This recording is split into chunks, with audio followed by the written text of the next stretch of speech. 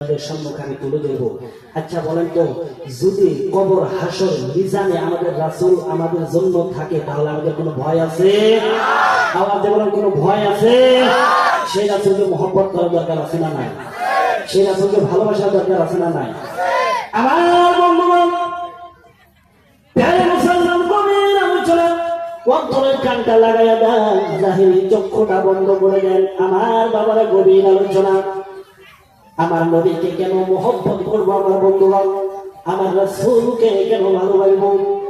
রাসূলকে নিজের জানের দিকেও কেন ভালোবাসতে হয়? আহারে আমার বাবা, সকলে আলোচনা গুরুত্ব দেবেন। আল্লাহ আমার রাসূলকে যদি আমি দুনিয়ার ভিতরে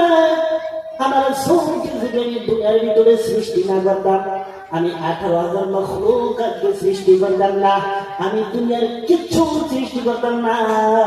এই দুনিয়ার ভিতরে সৃষ্টি করেছি একমাত্র আমার দয়াল নবীর উসিলায়। বলেন সুবহানাল্লাহ। দুনিয়ার ভিতরে আল্লাহ তাআলা আমার দয়াল নবীর উসিলায়, আমার দয়াল নবীর উসিলায় সারা বিশ্বটাকে বানিয়েছে, সারা দুনিয়াটাকে বানিয়েছে। আমার আল্লাহ তাআলা বলে, পৃথিবীর মানুষ, ও পৃথিবীর মানুষ, কেন আমার নবীকে তুমি সম্মান করবা না? কেন আমার রাসূলকে তুমি ভালোবাসবা না? কেন আমার রাসূলকে তুমি মহব্বত করবা না? আহারে বাবারা,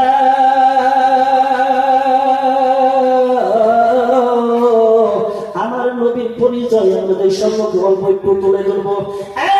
মুসলমান, আজকে আপনি আমি উম্মত হয়েছে রাসূলের, কিন্তু রাসূলকে মহব্বত করা লাগে কিভাবে আমরা জানি না। আমার বাবারা, রাসূলকে কিভাবে ভালোবাসা লাগে আমরা জানি না। আমার বাবারা, রাসূলকে ভালোবেসেছিলেন হযরতে আবু বকর সিদ্দিক, রাসূলকে মহব্বত করেছিলেন হযরতে বিলাল। একটা বর্ণনা আপনাদের সম্মুখে আমি তুলে ধরে একটা প্রশ্ন উত্তর হয়ে যাবে। যদি কেউ বলে রাসূলকে তো মহব্বত করো কেন, যদি কেউ বলে রাসূলকে তো সম্মান করো কেন, আমি বলবো বাবা রে, ও আমার মহব্বতের বন্ধুগণ, যখন আপনি আমি এই দুনিয়া ছেড়ে কবরের মাধ্যমে চলে যাবো, একদিন যাবো না নাই? আওয়াজ দিয়ে বলেন, যাবো না নাই? আমার কথা বোঝা যায় বাবারা? বন্ধুগণ, সকলে আওয়াজটি, সকলে আলোচনাটি গুরুত্ব দিয়ে শুনবেন। একদিন দুনিয়া ছেড়ে আপনি আমি সারা দিনের মাটির নিচে চলে যাব। আমার বন্ধুগণ, যে সময়ের ভিতরে আপনি আমি কবরের মাধ্যমে চলে যাব, দুনিয়ার ভিতরে আমাদের বন্ধু বান্ধব ছিল না নাই? বন্ধুগণ, দুনিয়ার ভিতরে বন্ধু বান্ধব ছিল না নাই? ছিল না বাবারা? দুনিয়ার ভিতরে বন্ধু বান্ধব ছিল, দুনিয়ার ভিতরে মহব্বত করেওয়ালা অনেক মানুষ ছিল, দুনিয়ার ভিতরে চাহনাওয়ালা অনেক মানুষ ছিল। আমি বলতেছি বন্ধুরা, যখন তুমি দুনিয়ার মাধ্যমে শ্বাস নিঃশ্বাসটা তুমি ত্যাগ করবা, তুমি কবরে চলে যাবা, আমার নবীজি বলতেছে, ও প্যারে মুসলমান, তোমার এত মহব্বতের বন্ধু, তোমার বন্ধু তোমার কবরে যাবে না, তোমার মহব্বতের দোস্ত তোমার কবরে যাবে না। তোমার বিবিকে তুমি এত মহব্বত করেছো, ওই বিবি তোমার কবরে যাবে না। তোমার বাবাকে তুমি এত মহব্বত করো, ওই বাবা তোমার কবরে যাবে না। তোমার বিবিকে এত মহব্বত করেছো, তাও তোমার কবরে যাবে না। শেষে আসলো মার দিকে, তোর দিকেও আছে গো, আমার যেমন মার দিকে দৌড়তে আছে। আমার নবীজি বলে,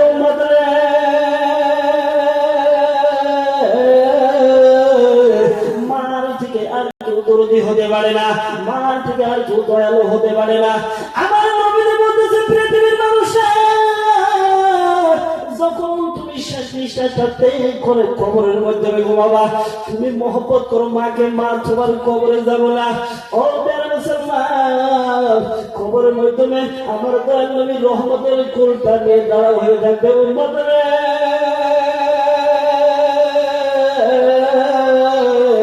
আসো আসো আমার বুকে এসো, বলেন না সুবহানাল্লাহ।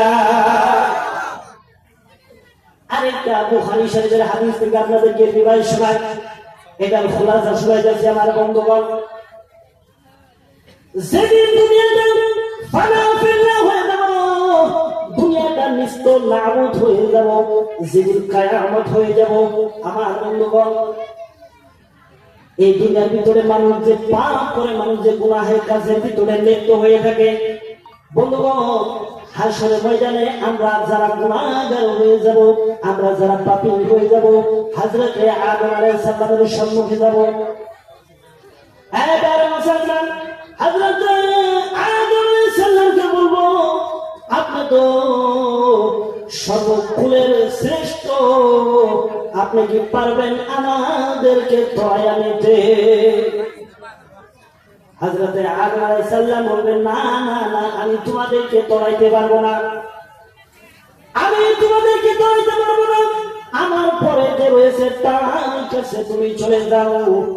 যখন থেকে এইভাবে একে একে একে মুসা ঈসা ইত্যাদি শেষের দিকে আসবে, আখেরে ঈসা রুহুল্লাহর সম্মুখে আসবে। ঈসা রুহুল্লাহকে জিজ্ঞাসা করবেন, ও আল্লাহর নবী, আপনি কি আমাদেরকে ধরাইতে পারবেন গো নবী? ঈসা রুহুল্লাহ বলবেন, না না না, আমি তোমাদেরকে ধরাইতে পারবো না। ঈসা রুহুল্লাহ বলতেছে, না না, আমি তোমাদেরকে ধরাইতে পারবো না, কিন্তু আমি এমন একজন মানুষের সংখ্যা তোমাদেরকে আমি দিয়ে দিব, এমন একজন মানুষের কাছে আমি পাঠাই দিব, যার কাছে কোনো ব্যক্তি কখনো ফিরে আসে না। বলেন সুবহানাল্লাহ। আমার নবীর কাছে গেলে গো ফিরে আসে গো, আমার নবীর কাছে গেলে গো ফিরে আসে।